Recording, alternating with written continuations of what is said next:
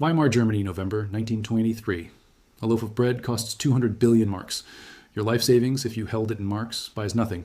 The bank account that could have purchased a house in 1918 Saint buy bread in 1923. 5 years. That's how long it took for a stable currency to become worthless paper. But some people survived. Some people even thrived. Not by predicting the collapse. By following principles that work in every collapse, regardless of the cause, the country, or the century.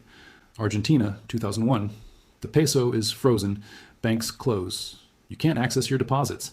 The government confiscates dollar accounts and converts them to pesos at a rigged exchange rate.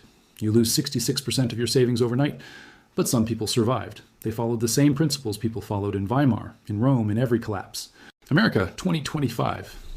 The national debt is $36 trillion. The currency has lost 98% of its purchasing power since 1913.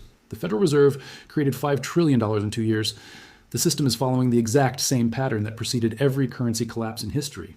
And when the collapse comes, whether in 5 years or 15 years, the same principles will determine who survives and who loses everything. Here are the 5 financial principles that have survived every collapse in recorded history, why they work when everything else fails, the specific historical examples proving each principle, and how to apply them right now before the window closes. Understanding this isn't about getting rich. It's about not losing everything. Because in every collapse, most people lose everything. Not because they were stupid, because they followed tactics that work in normal times but fail catastrophically in crisis. These 5 principles worked in Rome. They worked in Weimar. They'll work in America. Before I show you the 5 principles, you need to understand why principles matter more than tactics. A tactic is specific advice. Buy gold, sell stocks. These might work, they might not. It depends on timing, on the specific collapse, on 1,000 variables. A principle is a fundamental truth that works regardless. Principles worked in Rome when gold was money. They worked in Weimar when paper was money. They'll work in America whether the collapse is hyperinflation, deflation, or currency reset. Most financial advice is tactical. Buy this stock. Put 60% in stocks, 40% in bonds. These tactics assume the system continues functioning. They assume banks remain solvent, governments honor contracts, property rights are enforced. In a collapse, all those assumptions break, but the principles remain. Principle 1, hard assets survive. Paper burns.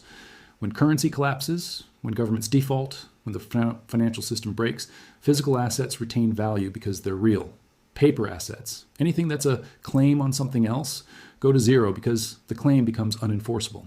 Weimar Germany, 1918 to 1923.